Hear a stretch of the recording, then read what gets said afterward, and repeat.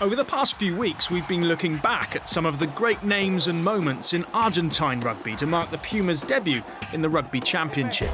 This week, we meet a young man who may not yet be a household name, but at the recent IRB Junior World Championship in South Africa, Pablo Matera's performances for the Pumitas certainly caught the eye.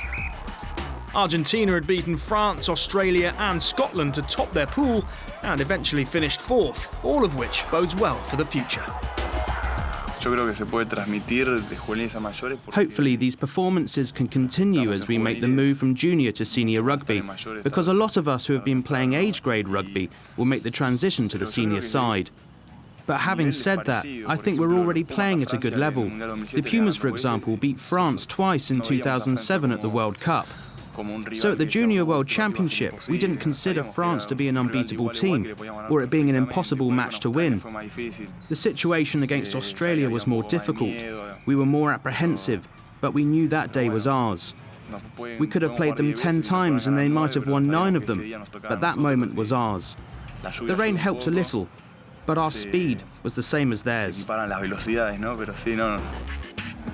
Matera's passion for the game on the pitch is unquestionable, but off it, he's remarkably indifferent to a game at which he appears so adept. My relationship with rugby is based on training and playing. I'm not one of those who watches matches all the time. I know it helps, but I don't do it. I might watch a game maybe once a month, but I prefer playing. And I don't really follow what's happening in the higher leagues. When not training or playing, Matera is no different to any other teenager his age. I like doing lots of other things, not just rugby. I love most sports, but in particular skiing. Last winter, I went skiing with a friend. It'd been a couple of years since I'd last been, but I still loved it.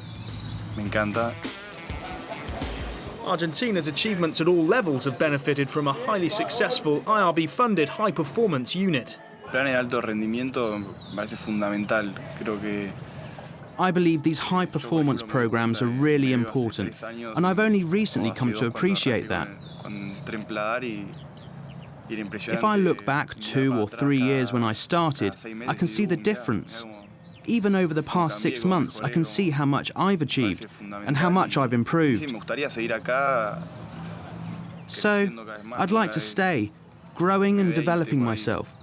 But I'd also like to travel at some stage. Going abroad, you gain invaluable experience. I think it's all part of the process. He may not be obsessed by the game, but that doesn't equate to a lack of ambition.